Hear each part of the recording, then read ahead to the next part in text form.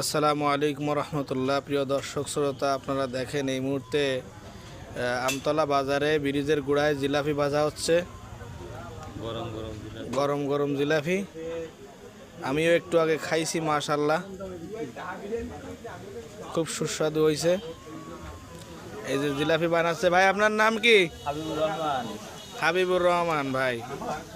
হাবিবুর রহমান ভাই এই জায়গায় জিলাপি বানাচ্ছে। মোটামুটি আপনারা এখানে আসলে জিলাপি পাবেন এখন থেকে, টাটকা জিলাপি একেবারে নগদ বানায় দেবে আপনাদেরকে।